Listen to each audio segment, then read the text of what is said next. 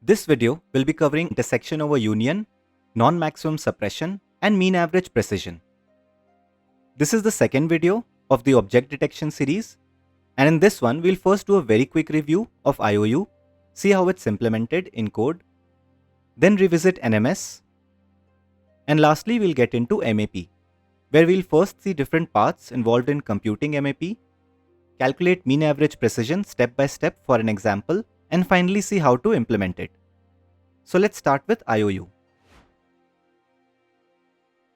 We have already looked at the common ways of defining bounding boxes. The first one by top left and bottom right corners, x1, y1 and x2, y2. The second one was by the coordinates of center of box, x, y, and width and height. And we saw that it's easy to convert from one to the other. For this video, I'll assume the top left and bottom right coordinate specification for the bounding box. But since they are interconvertible, it shouldn't really matter. Intersection over union is a measure of overlap between two boxes and gives a sense of how well the two boxes align with each other. And given a predicted box in red and ground truth box in green, we can use intersection over union to evaluate how good our prediction is. It is mathematically defined as the area of intersection between the boxes divided by the area of union of the two boxes. Here are some variations of predicted box positions and their IOU with respect to a fixed ground truth. In order to get a sense of how to implement it, let's look at various samples of box positions. And for each of them, these are the coordinates x1, y1 and x2, y2 of the two corners. Green colored coordinates for the green box and red ones are for the red box. In order to compute the area of intersection required for IOU, we need the width and height of this overlap rectangle. Focusing on the top left corner of the overlap rectangles for all of these cases, you can see that the x1 coordinate of this corner is the max of x1 of the red box and the x1 of green box. So whichever x1 is larger, that will be the x coordinate for this corner of the overlap rectangle. And same for y1, as in the y coordinate of this corner. It will be the maximum of y1 of red box and y1 of green box. Now for the bottom right corner of these overlap rectangles. In this case, from these examples, it's clear that the x coordinate of the bottom right corner is the minimum of x2 of red box and x2 of green box. And similarly y2, that is the y coordinate of the bottom right corner of these overlap rectangles, seems to be minimum of y2 of red and y2 of green box. And once the x and y coordinate of the corners of these overlap rectangles are computed, calculating the area is just the product of difference of the y coordinates and the x coordinates. That covers the numerator part. The denominator, which is the area of union, will just be the sum of the areas of the two boxes minus the area of intersection. So now let's put everything that we have in code. For implementations, the goal will be to project what's happening inside the functions in the simplest manner, purely from understanding perspective, rather than trying to make the implementation most efficient. So this get_IOU method will compute the intersection over union for us, and it's going to take in two boxes for which the IOU needs to be calculated. And the argument boxes will be a list of four values, x1, y1 and x2, y2. We'll first extract these coordinates from the input list. And then we'll compute the coordinates of corners of the overlapping rectangle. We saw that the top left x1 and y1 is just the max of x1 and y1 of both the boxes. And bottom right x2 and y2 is the minimum of x2 and y2 of both the boxes. Now if the values are such that x2 is less than x1 or y2 is less than y1, then this is a case where boxes don't overlap at all. So we can just return 0 as the IOU right away. But if that's not the case, then there is some overlap. So we compute the intersection area as the product of x2 minus x1 and y2 minus y1. And now for the denominator part, we also compute the individual box areas.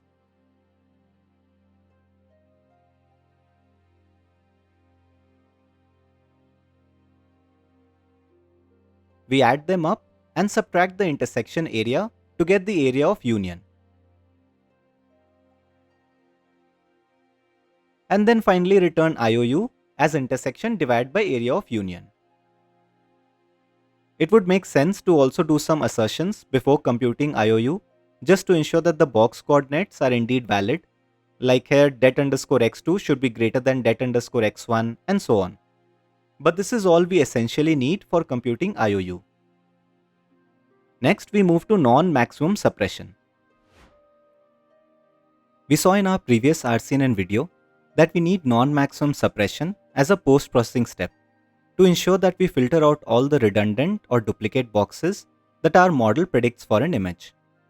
And the way we do that is we start off with all the predictions by our model and then apply NMS separately for each class. For each of the predictions, we also have a confidence score, which either the model can predict separately or it could just be the classification probability for the class that model predicts. We then sort the detections using the confidence score in a decreasing order. So let's say we start with person class. Then we pick the highest confidence box, remove it from our predictions list, and add it to our final output detections list.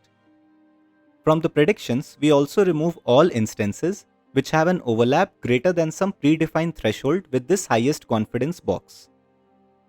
We repeat this step till no prediction instances of this person class remain. And then we repeat the same steps for all classes. Applying this post-processing step for all the classes would remove the duplicate boxes and leave us with a filtered set of predictions, where each prediction belongs to a different object instance. So basically suppress the ones that are not maximum scoring. To summarize these steps, we apply NMS separately for each class, sort predictions by confidence score, create a list of detections to keep, and repeat the following steps till the list of predictions is not empty. We remove the highest confidence box and add it to the list of detections to keep. We also remove all predictions that have high overlap with this maximum scoring instance. The list of detections to keep is what the NMS method will finally return. So let's implement that now. This NMS method will do the non-maximum suppression for us and receives a list of detections as the argument.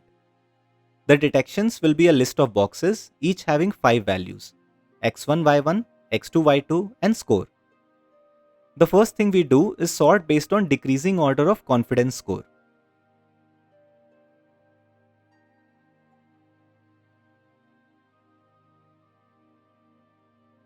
This keep underscore dets will be our output detections list. We are going to iterate till we have some predictions left in our sorted detections list. And within this loop, we first get the maximum confidence box and add it to our keep list. The next thing that we do is remove this and all the other boxes that have high overlap with this maximum confidence box. And our overlap threshold is defined by the NMS underscore threshold argument. To do this, we'll update our sorted underscore dets to now be a list with all boxes from index 1 that have an overlap less than threshold with the 0th index box, which is the maximum confidence box because of sorting. The iteration from index 1 ensures that the maximum confidence box is also removed from the sorted underscore dets list.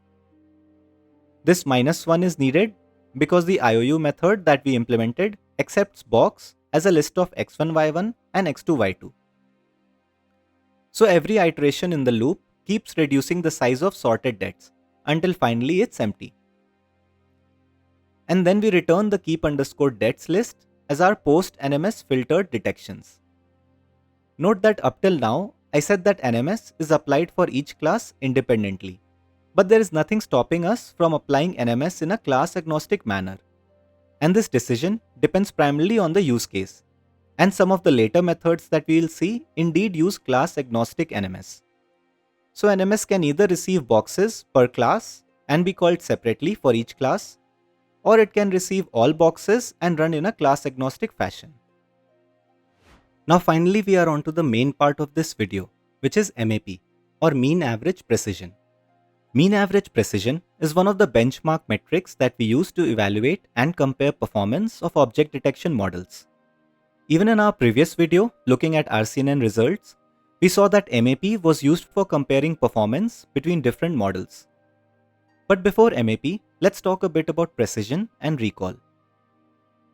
Given a set of predictions by a model, and since we are working with object detection, let's say our predictions are boxes that our model predicts to be a person, and our corresponding ground truth will be the ground truth boxes belonging to person class.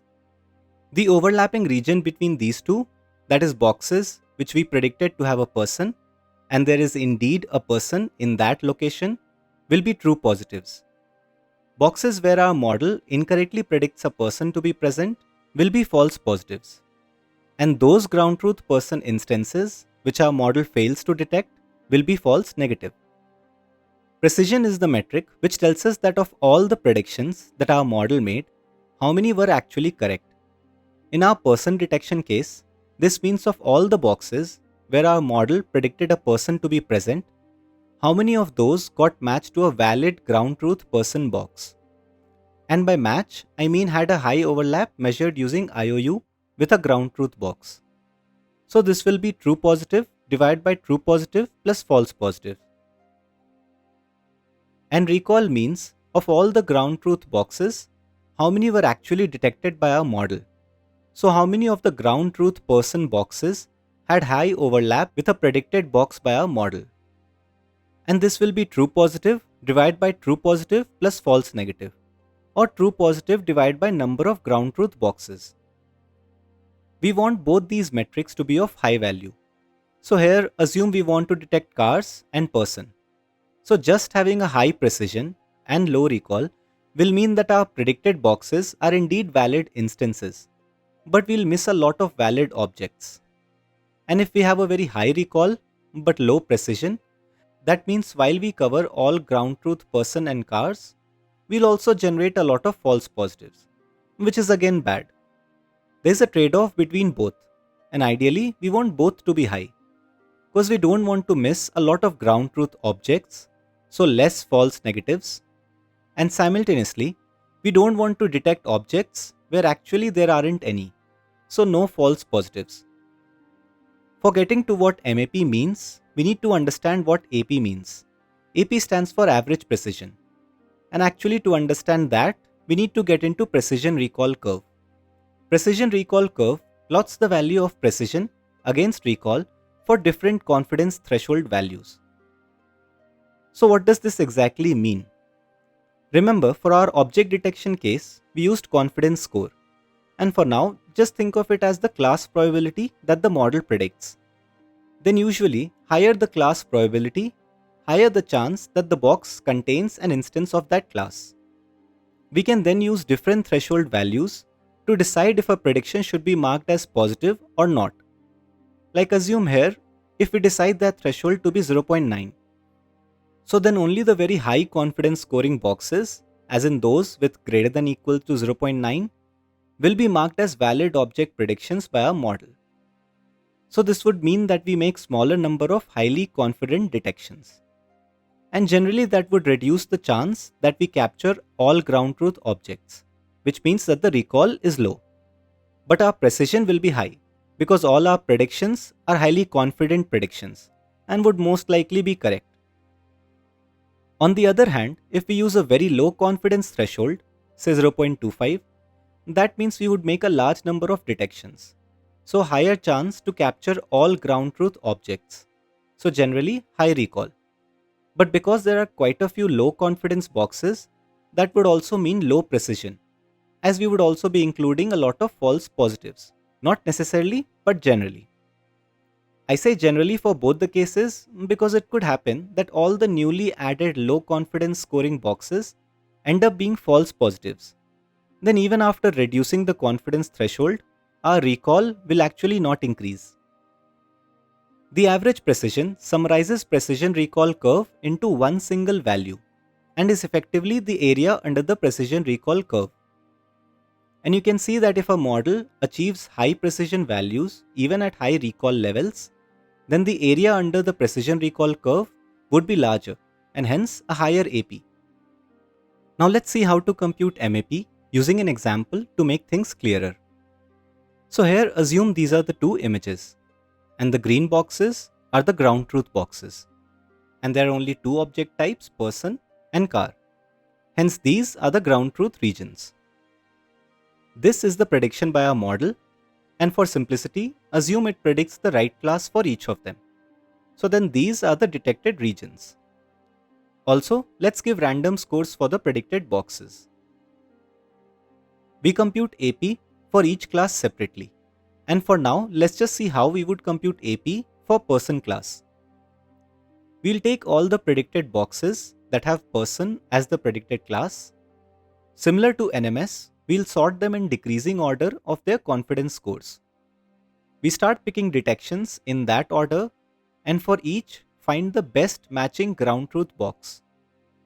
For matching, we only consider the ground truth box that belong to the same class, so here person, and of the same image, which means these four ground truth boxes.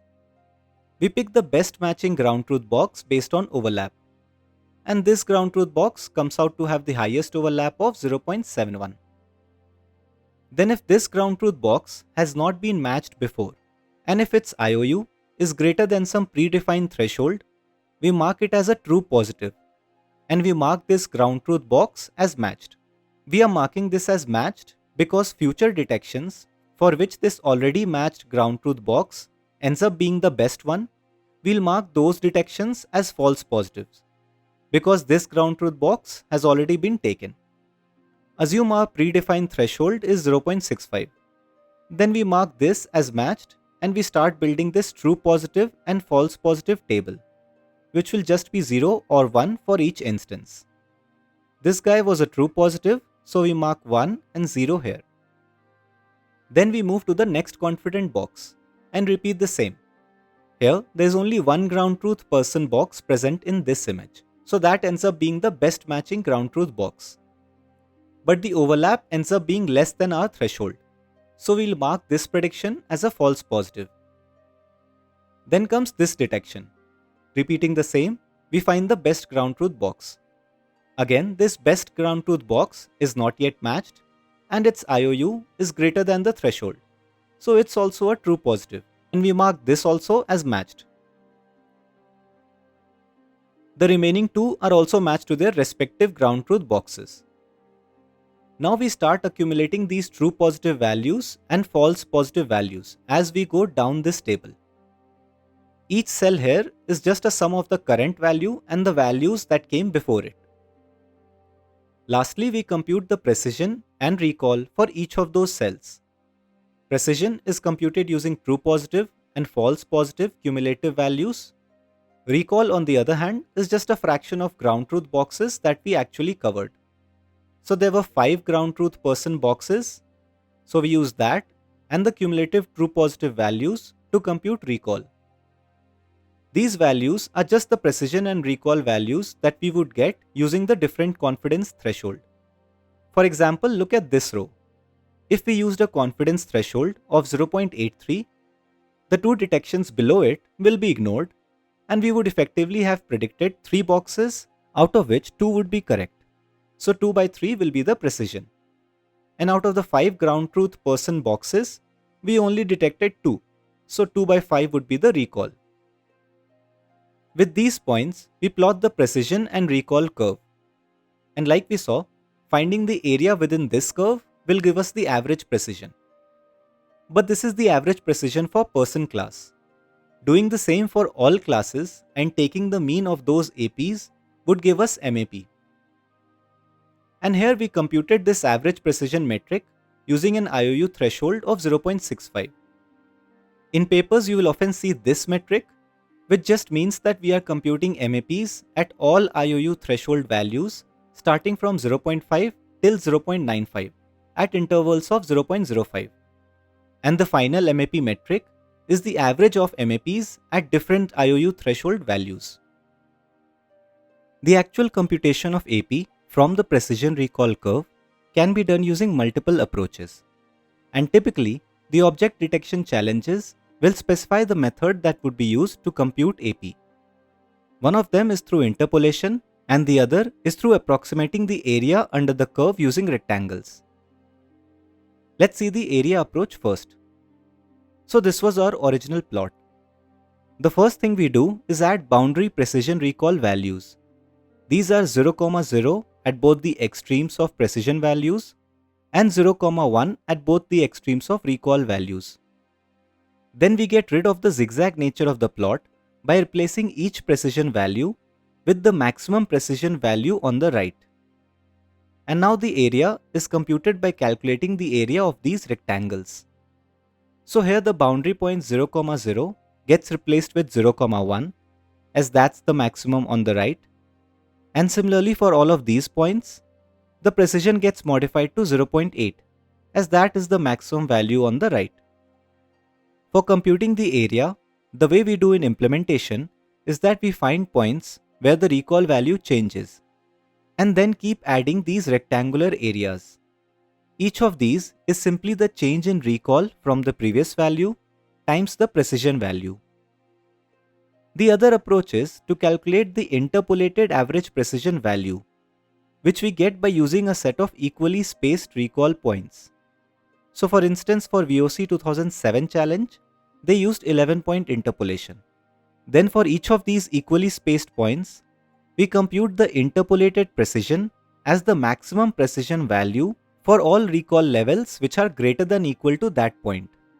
So for 0, 0.1 and 0.2, that value will be 1. For points from 0.3 till 0.8, that value will be 0.8. And for points after the maximum recall value in our plot, we assume the precision to be 0. Then AP is the average of these interpolated precision values. And here we had 11 points, so this will be our AP. A thing to keep in mind is that the exact calculation of AP is actually different for different datasets. Like for COCO, we have 101-point interpolation. For VOC 2007, 11-point interpolation was used. So it's best to take a look at the dataset or challenge provided source code to understand what exact method they are using. We will now look at an implementation of AP. And here I have mostly used parts of code from detection and Ultralytics library.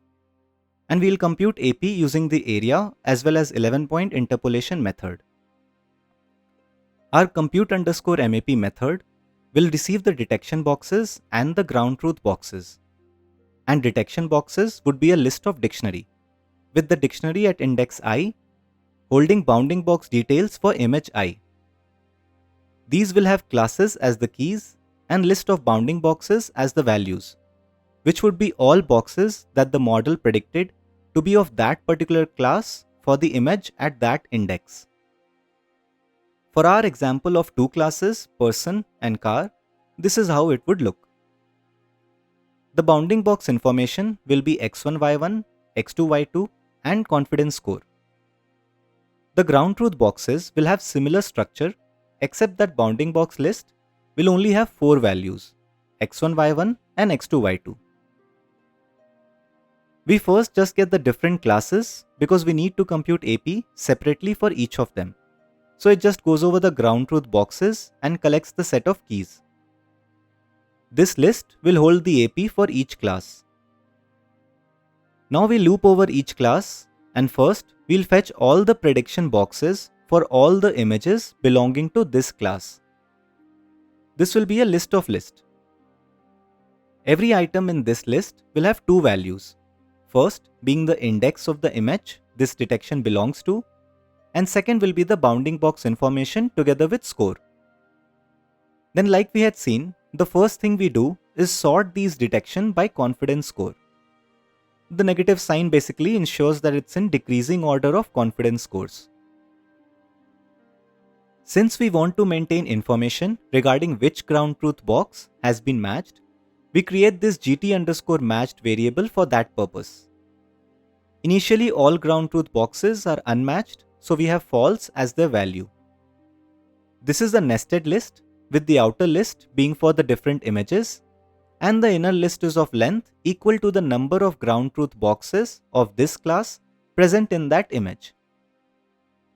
Then we get the total number of ground truth boxes for this class. This is needed for the recall computation, and for this we simply iterate over the images and keep adding the number of boxes for this class in each image.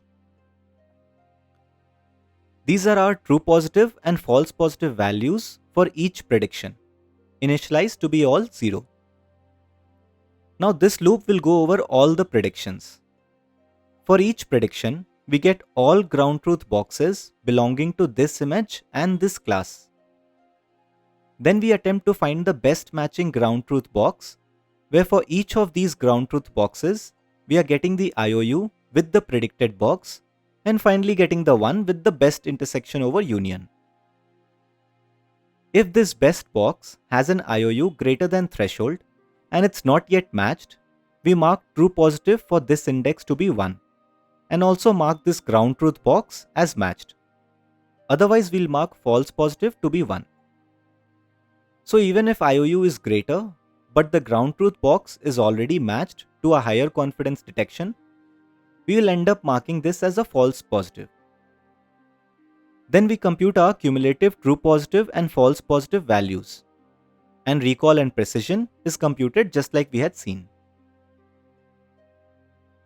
We talked about two methods of computing AP, so let's look at the area method first. Here we append the boundary values to both recall and precision values. Then remove the zigzag nature by replacing each precision value with the maximum precision value on the right.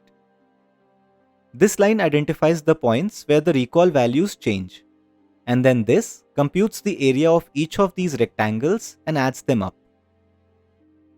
For the interpolation, and here we use 11-point interpolation, we first generate 11 equally spaced points from 0 to 1. For each point, we get interpolated precisions as the precision values for all recall levels greater than that point. We fetch the max of these interpolated precision values and keep adding them up. And finally divide by 11. Now all of this would have computed the AP for one class. And for each class, we keep repeating and adding it to our AP's list. And finally, mAP is just the mean. This will compute mAP for one IOU threshold. If we want to compute mAP as a mean over multiple IOU thresholds, we simply call this function for each of those threshold values, get the respective mean average precisions, and take mean of that. And with this, we are done with the mAP implementation, which was the last part of this video. So in this video, we got into all the necessary components for evaluation of object detection models. We had already seen IOU and NMS in previous video, but in this one we also implemented it. And we also discussed about mean average precision and its implementation. So hopefully all the details regarding mAP are a bit clearer for you. In the next video, we'll continue our RCNN to YOLO V8 journey and move to fast and faster RCNN. As always, thank you for watching this video and I hope you have a great day.